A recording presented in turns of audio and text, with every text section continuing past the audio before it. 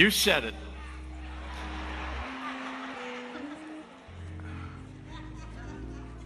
Let justice roll down like waters, and righteousness like a mighty stream. Justice in a too often unjust world.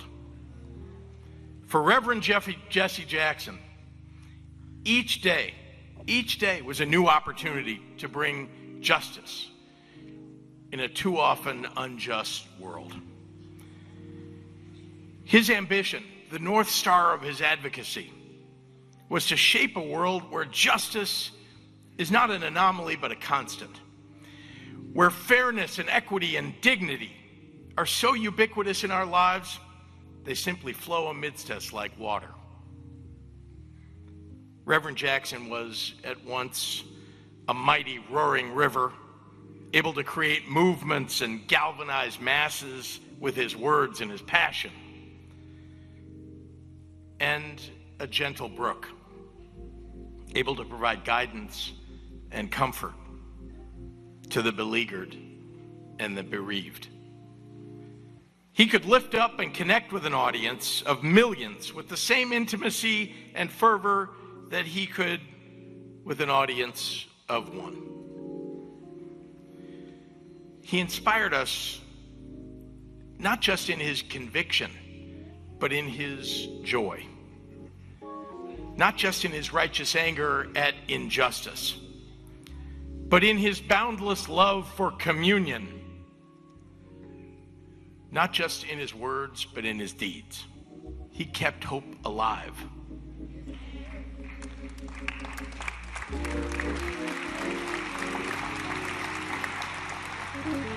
Now, I find it somewhat difficult to memorialize a man whose presence always loomed so large among us. You can still feel his presence in this room with us here at the House of Hope.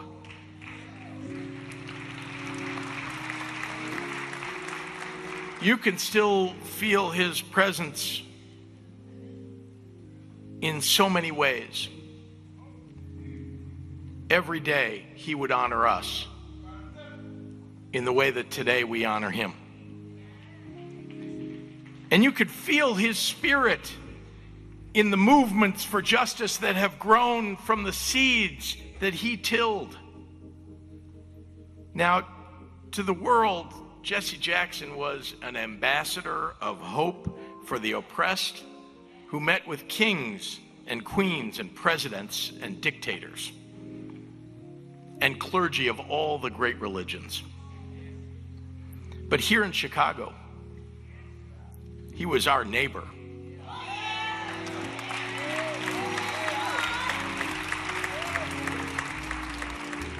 He was our friend. We were so proud. We are so proud. Here, his message of hope was one he offered in a friendly smile to the child playing in front of their home, or the tap on the shoulder for the young man looking for just a little bit of encouragement.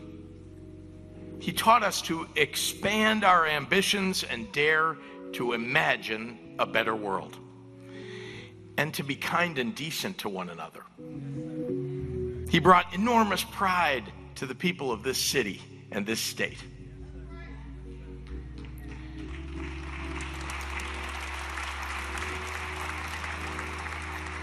And on a more personal note, it has been an honor that my relatively short time in public office overlapped with Reverend Jackson's long tenure.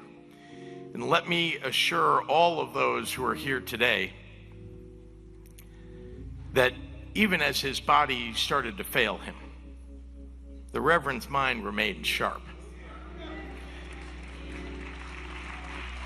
He never failed to pull me aside at an event to ask about something in the news or offer a word of advice or encouragement. He was politically connected. He knew. He shared an affliction common to all those in this room. He loved the political game all the way to the end. And while we know that we shared him with the whole world. Reverend Jackson belonged to Chicago. And Chicago belonged to him. He was ours and we were his. I am somebody. That wasn't just a slogan, it was his credo. It was Jesse's blessing on each of us, on all of us. A pronouncement of pride and accomplishment, pride and determination. It was his reminder of the incredible power that each of us has to lift ourselves up. The gift of dignity in our personhood that God had bestowed upon us.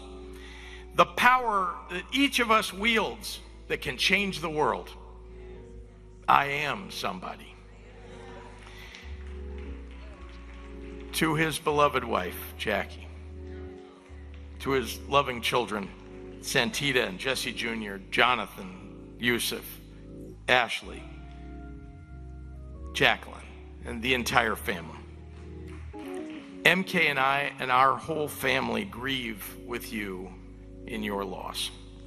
While Reverend Jackson meant so much to the world, you were the world to him.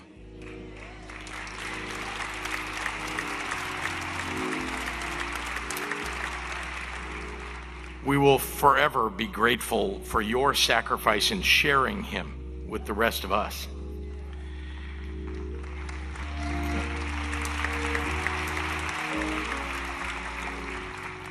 To honor his legacy, let today be a new beginning, not an ending. Let's follow in his footsteps and be trailblazers and not just pathfinders. Let's bring justice to a too often unjust world until it rolls down like water and righteousness like a mighty stream. May Jesse Jackson's memory be a blessing to us all.